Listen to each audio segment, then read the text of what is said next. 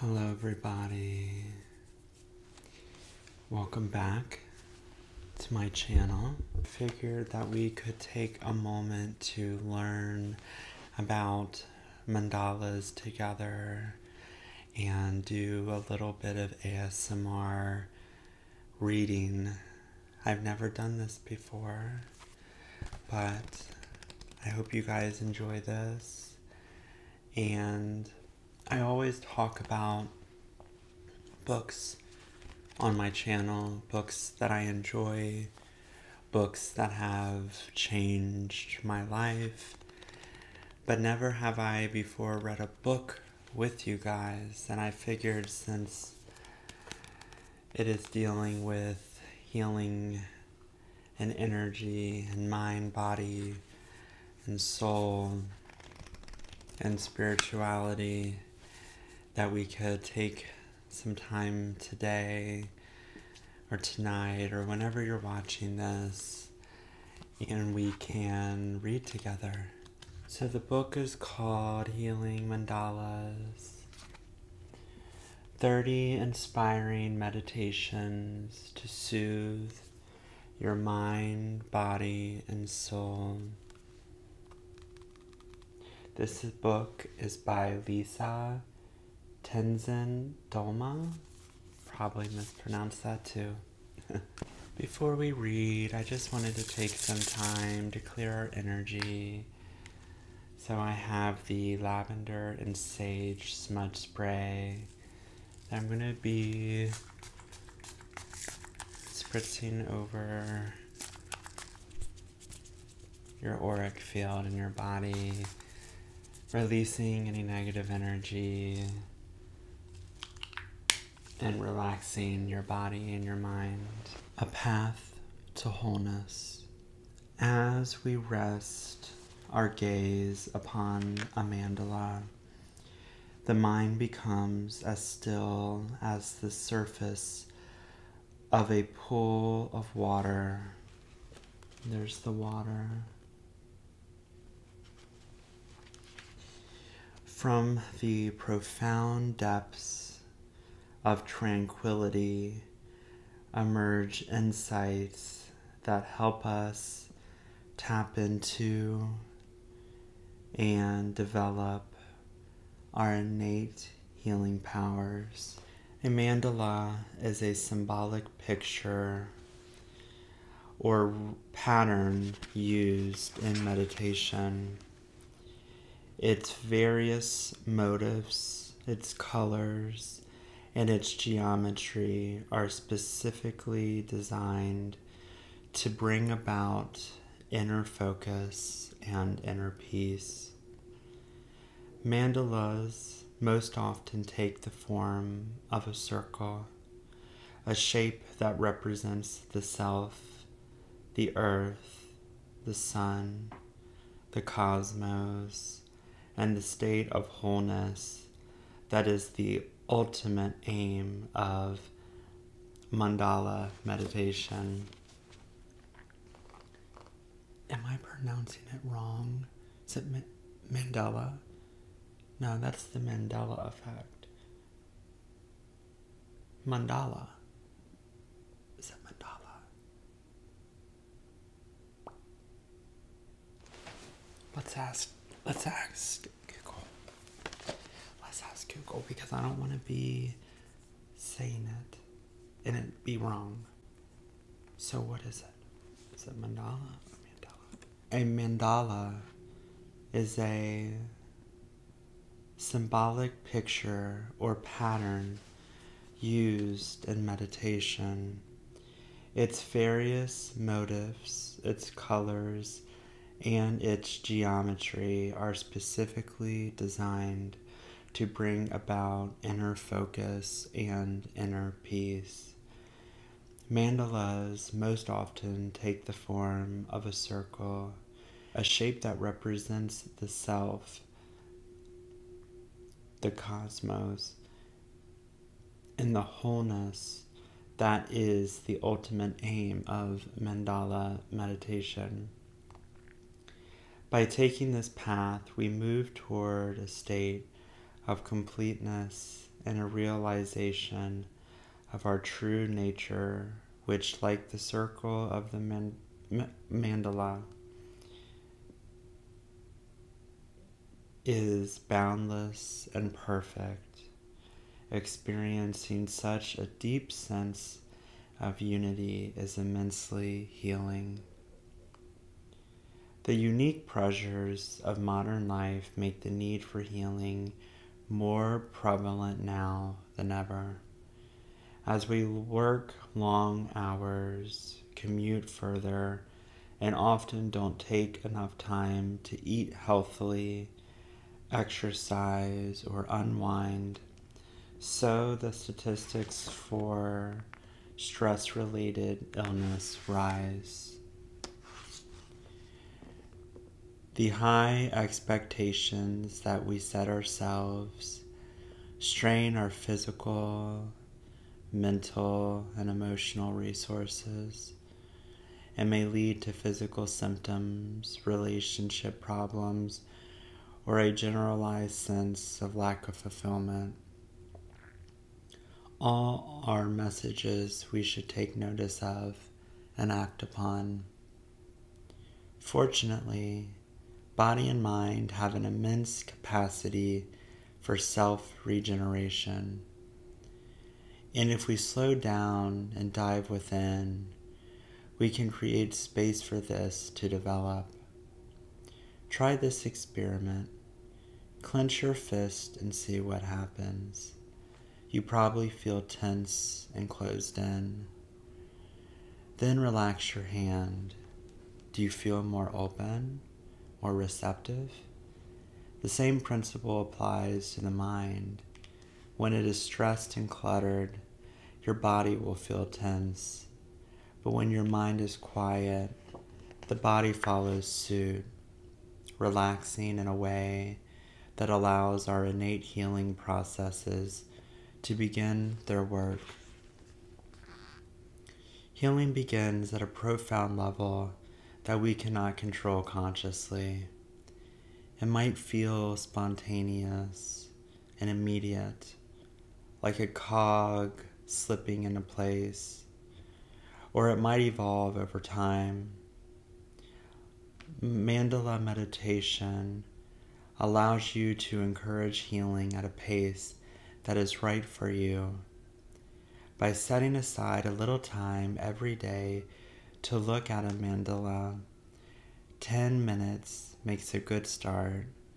You will take the first steps on a journey away from anxiety and stress toward the increased balance, optimism, and freedom that come from reconnecting with your inner resources and gaining a fresh perspective on life's challenges.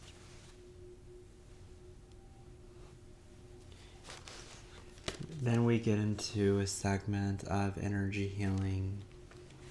I'm sure you guys know a little bit about energy healing as you tend to gravitate towards my Reiki videos, my ASMR Reiki videos, but it says energy healing to restore equilibrium to our often unbalanced lifestyles. Many of us turn to complementary therapies such as homeopathy, acupuncture, Reiki, and color therapy. Although these therapies adopt different methods, they all take as their starting point the principle that there are energies at work within the body. Imbalances within our energy system, if left untreated, can manifest as symptoms of illness. But harmony can be restored by therapies using subtle adjustments whose workings cannot be explained by Western science. In homeopathy, new vibrations are introduced to our energy systems in the form of pills or tinctures that includes minute amounts of a substance shaken at high speed to increase its vibrational force. In acupuncture, treatments, fine needles are inserted into energy points on the body to undo blockages in our meridians, the channels through which energy circulates. In Reiki, a healer channels energy through his or her hands. Can we just take a moment to talk about Reiki? I know it's not all about Reiki, and it's about Mandalas. Am I going to mispronounce this the whole video? I'm so sorry if I do. But it's just so profound to me as a Reiki master. Like, I still can't get over what I'm doing. And I know that I'm not doing the healing, but I'm channeling it. And it's just so bizarre to me how I became attuned to that through a Reiki master teacher. So anytime that I have a doubt, or my logical brain tries to want answers and wants to confine my expectations within space or time, I just remind myself that through the attunements and through channeling energy via drawing symbols, that I am a conduit of spiritually guided life force energy. And it's so real. And it's just so beautiful. Crazy to me. It is beyond... I want to say one more thing that I just thought of. I was talking to my therapist a couple weeks ago, and we were talking about, mortality and, how just the thought that years down the road, many years down the road, when I'm no longer here, my videos will still have impact on people. If you could watch my video hundreds of years from now, you will still receive the beautiful Reiki energy that I brought forth when I'm no longer here.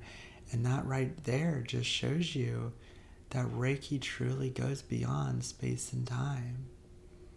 So profound. If you guys hear my stomach, I am so sorry. You guys know that I've been sick this week, and antibiotics are not good for the gut. And my stomach doesn't hurt, but it's just been growling, and it's just not been happy. So I'm making sure that I'm taking my probiotics more. But just to let you know that you're not going crazy if you're hearing rumblings in the background.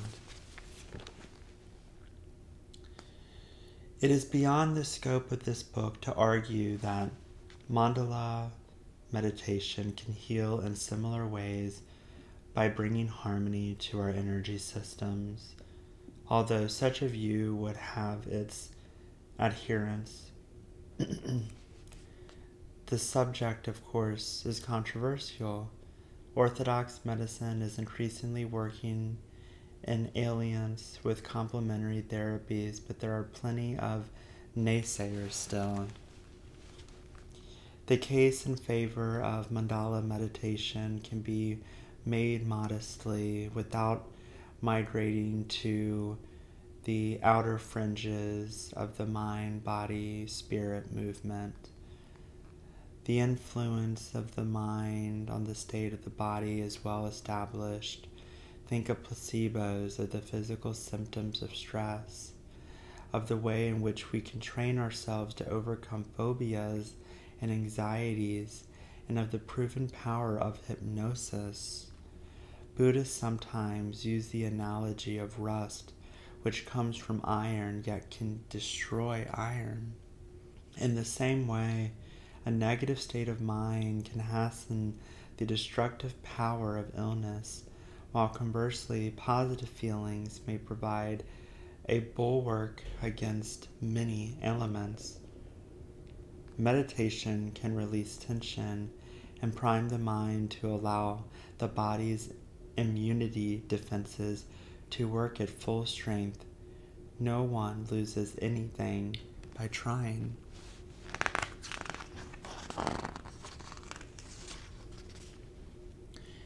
The power of meditation. There are many forms of meditation. You can observe or count your breath, in, out, or gaze at a candle until you feel a sense of unity with the flame. In mantra meditation, you repeat a word or phrase designed to positively influence both your mind and body.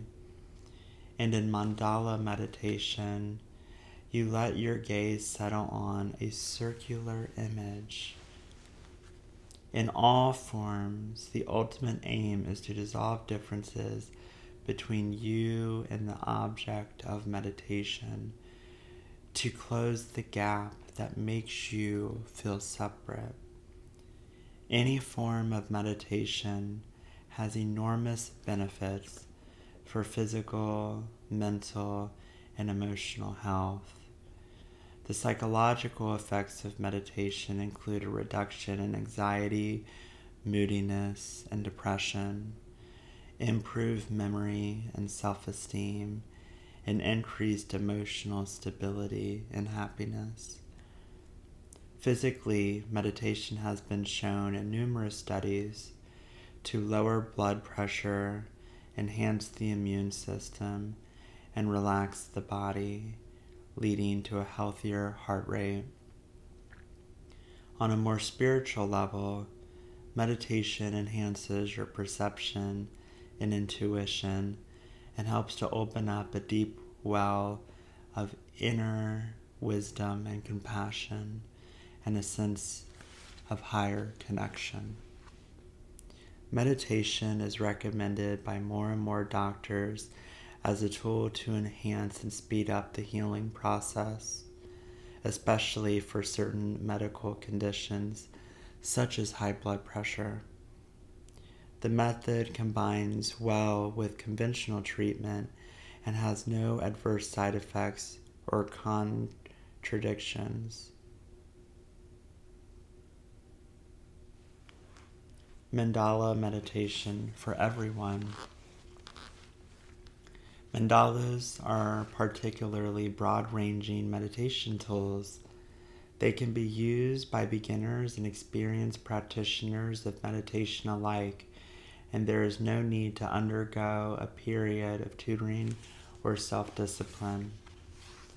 Many other forms of meditation requires regular practice to train the mind, but anyone can simply sit with a mandala and soon begin to gain benefits. I'm so excited to try this. Mandalas are designed so that your eye and attention are naturally drawn to certain areas in the structure and then progressively led through other imagery. It can feel like taking a relaxed walk on a sunny day. You can benefit from spending just 10 minutes with a mandala, but if you allow this to extend to 15 or 20 minutes at a sitting, you will experience the positive effects more profoundly. Soon you will notice that you feel more relaxed. Your concentration is sharper and your thoughts and responses more effective. In this state of underlying calm, any irritation or disappointment that comes along is less likely to seem important, and it will therefore become easier to maintain equanimity. It can be useful to keep a journal after a mandala meditation. Note any thoughts and issues. reflections and insights that come to light. Sometimes the healing process involves recognizing patterns that you might previously have denied. Simple recognition can allow you to start making changes. A first mandala meditation. In this meditation, a photograph of Earth as seen from space opposite serves as a mandala. Sit comfortably on a cushion or chair in a place where you won't be disturbed, and place the page at eye level about arm's length away. And here's the photo of Earth. Okay, so I think I understand it because it is a circular image. So I'm assuming any circular image that we want to put our attention on serves as a mandala.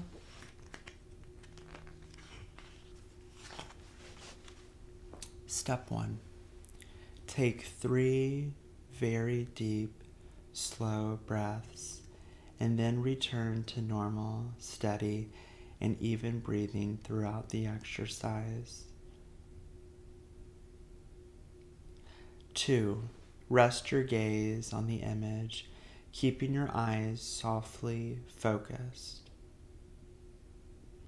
Try not to stare at it, not to let your mind wander to random thoughts about the continents or countries, literally what I was just doing. I was trying to figure out where the Northern America and South America is. Simply allow the image in its patterns to soak into your consciousness. Keep coming back to this. Step 3. Ultimately, let there be no distinction between you and the globe.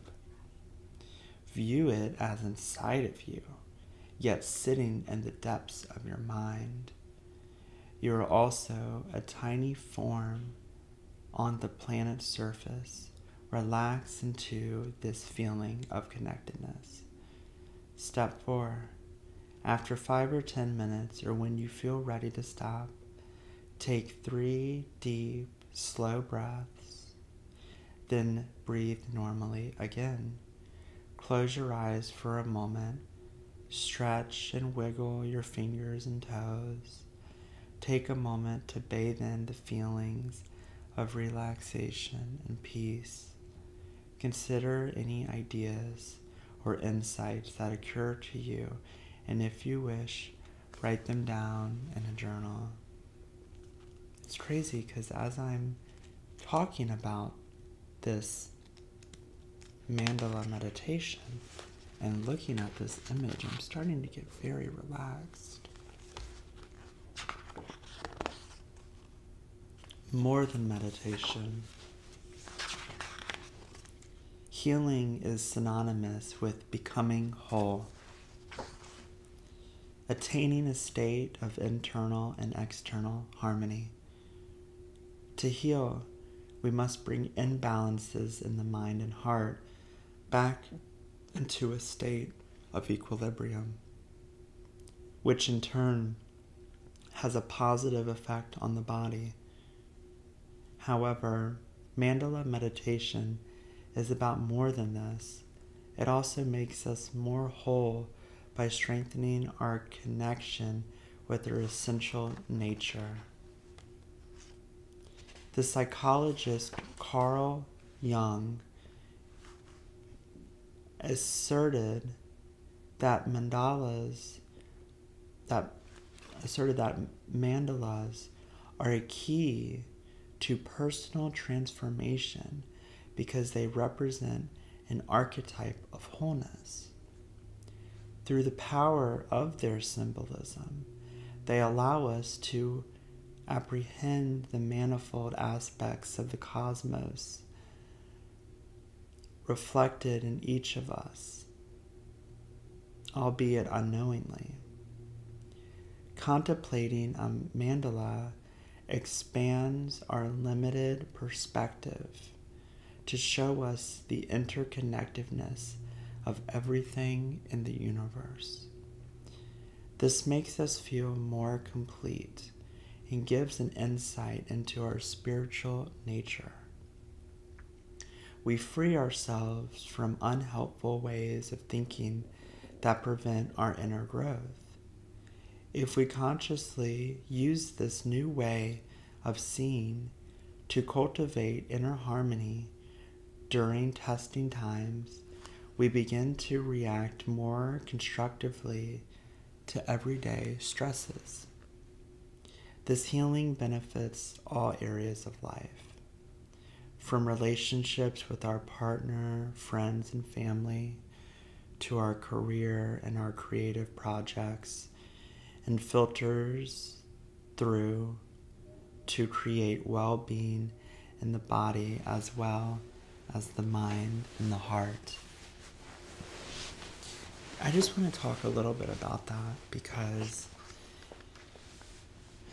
understanding the complexity of the universe, it can be very overwhelming for a lot of people, especially when we don't have all the answers and we like to control things, and sometimes the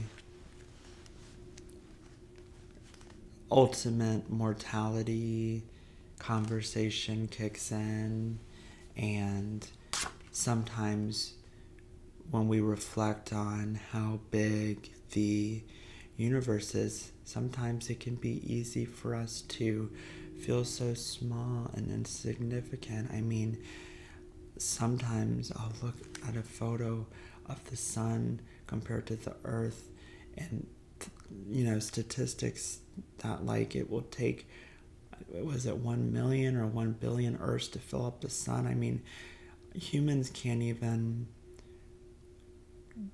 comprehend the vastness of the universe. And I'm so grateful that I was gifted this book, because this is a way that I can really, on days that I feel overwhelmed, being a spiritual being in a earthly world, I think doing practices like this can really help us feel connected. I love this. I'm so happy I was gifted this. Mandalas in different traditions. Humankind has created mandala-like designs since earliest times across different cultures and faith traditions, with whatever materials have been to hand. Our distant ancestors left marks on the walls of caves, traced patterns in sand, and placed stones in sacred alignments, such as those at Stonehenge in England and Karnak in France. More readily associated with meditation are the Eastern designs that are now familiar in the West. But creating mandalas is a living tradition, whether the images are pixelated on a computer or hand wrought onto paper, silk, canvas, or sand. Mandalas have always been viewed as a path to enlightenment, a method by which our mind can connect with the life force of the universe and so attain liberation. In India, Tibetan, and Chinese versions, they traditionally depict culture symbols, sometimes including deities, to express in pictorial form the profound nature of reality.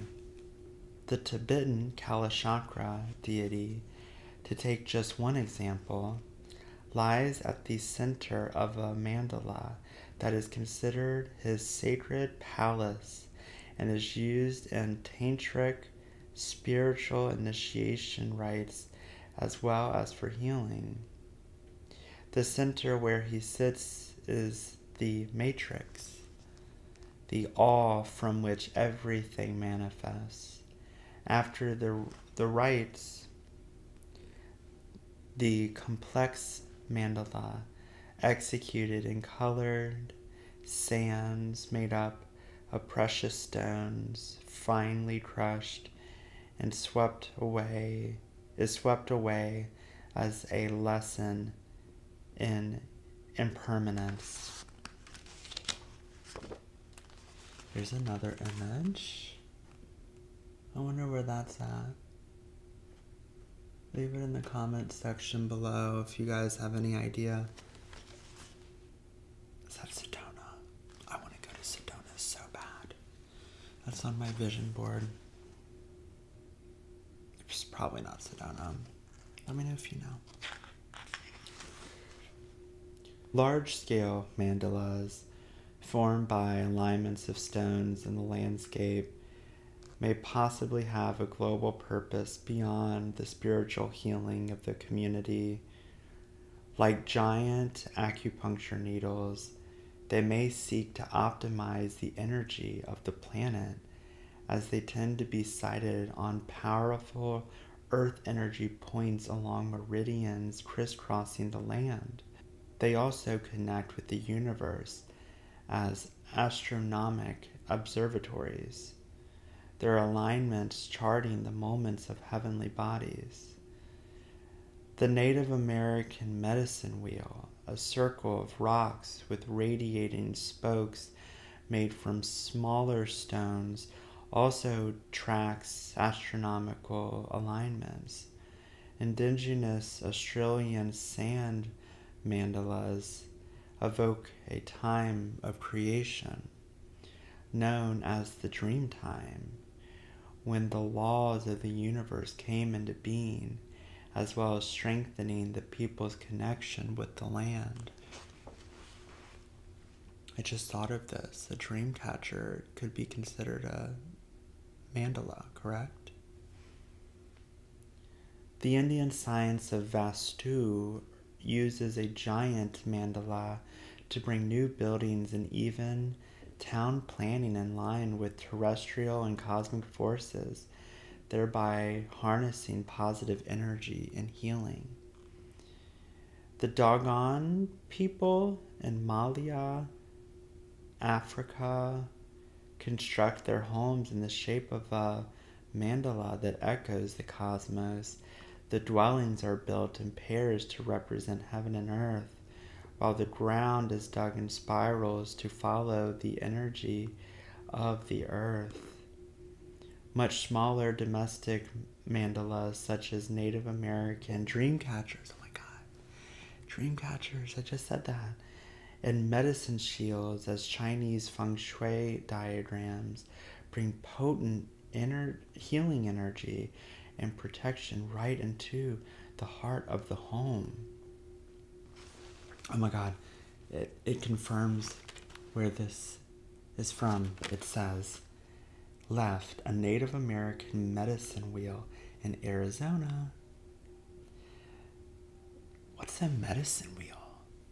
You guys, I'm the first to admit when I don't know things, and that's what I love about the healing and spiritual community, is there's so much to learn. And I feel like for me, like, I've been so spiritual throughout my life, but I didn't even know what Reiki was until 2 years ago.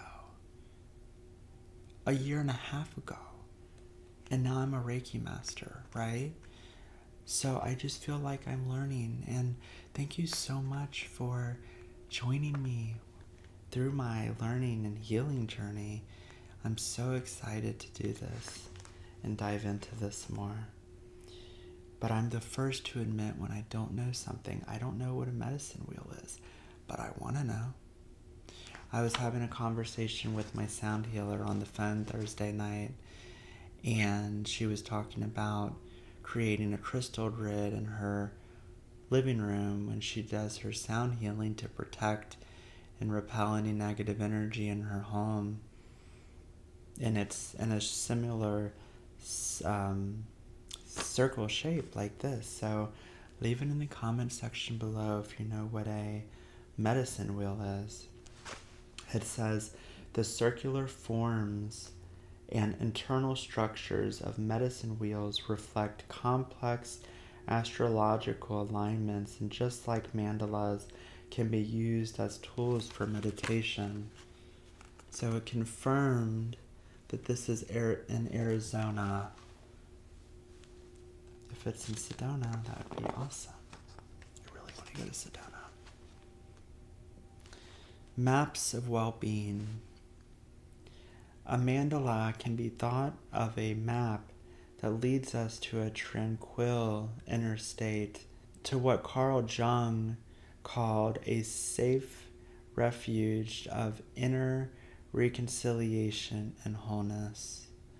Along the way, we glimpse different aspects of our multifaceted psyche, which we may not have been aware of previously.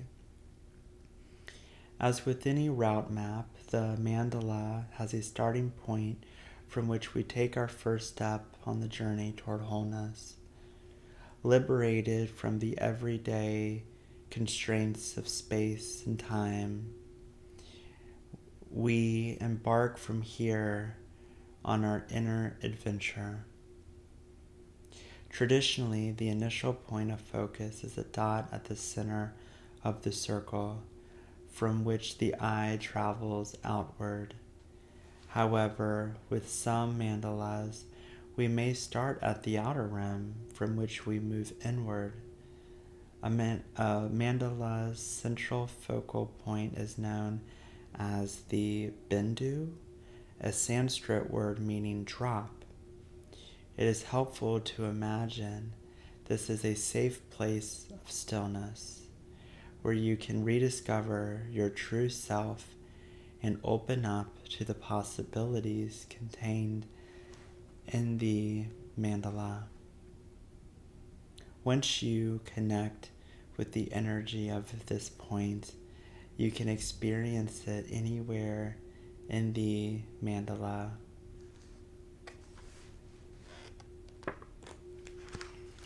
From the bindu, which is the center, I believe. Yeah, this is the central focal point. From the bindu, the mandala map opens up like the petals of a rose to reveal multiple layers of reality. Each motif represents a different aspect of your psyche, as well as some aspect within the cosmos. Resting your gaze on the motifs one by one, or all together in a single overview, leads you onto a twofold voyage inward to the heart of the self and outward to explore the cosmos. Once you are in a relaxed state of mind, moving your eyes slowly over the symbols of the mandala relaxes you further.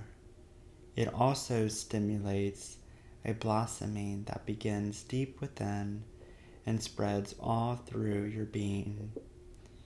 You are well placed now to allow the opposites within yourself to be harmonized and the healing energies of the design to exert their benign influence. Slowing down and penetrating deeper into wordless understanding, you discover the real you. There's a little box here that I want to read. It's called Mandalas in the Mind. The symmetries, repetitions, and contrasts of mandala patterns create a hypnotic effect that can cause changes in the rhythm of your brainwaves. This simply as a subtle shift in perspective and a sensation of greater serenity. As in all forms of meditation, Contemplating a mandala settles the mind into first an alpha, then a theta state, which has proven benefits for mind and body, from a reduction in heart and pulse rates and easier breathing to strengthened immunity. So if you guys aren't aware of this, I did learn this in my Dr. Joe Dispenza book.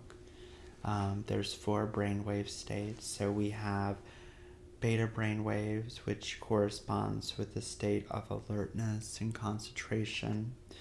Then we have alpha, which is associated with the state of relaxation. And in this state, your ability to visualize and to be creative is stimulated. Then we go to theta. At the fringes of consciousness, the state of being nourishes intuition and memory. It also encourages insight and deep healing. And then you're in delta, which correlates with a state of deep sleep. Look at this beautiful image.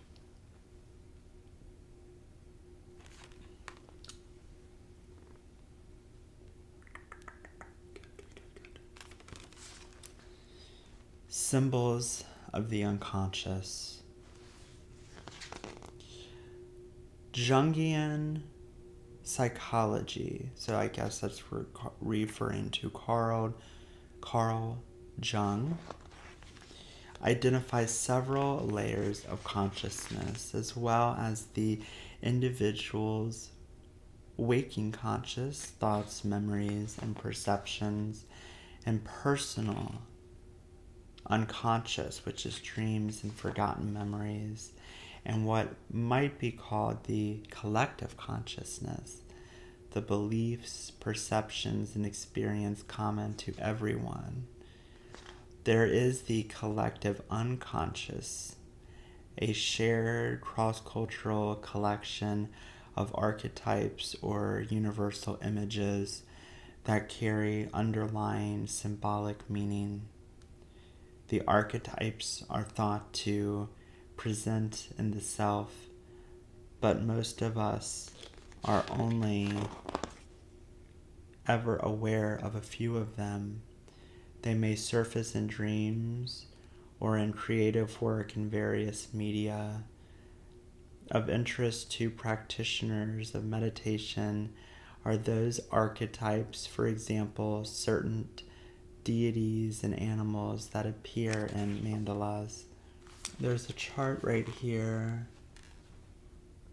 that talks about key elements of a mandala. It says the most important elements of a mandala's form are designed to work together to bring about a change in consciousness and ultimately a harmony of mind and body. The bindu is the central seed of the mandala, is an intense concentration of energy and a starting point for your inner exploration. It may be seen as the bottomless well of the self. Circle symbolizes the whole and spiritual perfection. It can also represent the state of completeness that meditation fosters. Square shows the physical world and directions, north, south, east, and west. Ground yourself here as you bring about inner transformation. Perimeter. The energy of the mandala is contained by this outer rim, which allows your mind to work within familiar boundaries. This image, it says, traditional Tibetan mandalas are complex compositions rich in symbolism representing the palace of the gods. Mandalas have been used for meditation and healing in Asia for over 1,000 years. You know, like, I think mandalas are something that, like, I've seen. I just didn't know the importance of them. Our drive as human beings, according to Jungian thought, is to experience a state of individuation, which is of becoming whole within ourselves. Meditating on a mandala helps us toward individuation because it allows us to explore and apprehend many aspects of the self. All those elements, including the archetypes of the collective unconscious that we don't even know we have within us, and to bring them into focus. Let us just take 2 examples. Jung identifies the anima, which is the feminine image within a male psyche, and the animus, which is the masculine image in a female psyche. Meditating on the anima or animus, which within a mandala can help to attune you to the complementary gender within yourself and all its qualities of compassion and intuition and action and decisiveness. The insights that follow mandala meditation are unique to you, the meditator. They reflect the discoveries you will have made in the course of a rewarding inward adventure. It can be helpful to think about the images within a mandala as we think about the motives and dreams. When we dream, we journey not only into our personal unconscious, but also into the collective unconscious, which is why dream symbols sometimes seem to express a universal language. In dreams, as in meditation, we are in the realm of intuition, not reason, because we're in that delta brainwave state. We respond to images in ways that bypass our faculties of reason. We may later intellectualize the experience, but what matters is our direct response to the power of symbols. One that takes place at subconscious levels of the self is at these innermost levels of being that the healing energies of mandalas are effective. The motives within the mandalas in this book have been specifically chosen to encourage different kinds of healings throughout our intuitive response to symbolism. Each mandala has been carefully designed to achieve particular effects, for example, to ease anxiety, to calm the mind, to foster self-belief, to mend or strengthen relationships, and to help us to cope in times of challenge. And that is where I'm going to stop today. The lighting is getting very bad, and I am going to be doing these mandala meditations with you. We're gonna do these together and go through this healing journey together. Thank you so much for listening. A video is to come soon, very, very soon, probably in the next couple days or weeks, of part 2, going more into the introduction of mandalas. I apologize if I've been mispronouncing the word. I've been catching myself mispronouncing it 2 different ways, so I apologize for that. But thank you guys so much for joining me in this reading session. I hope you guys really enjoyed it, and I will see you guys in the next video.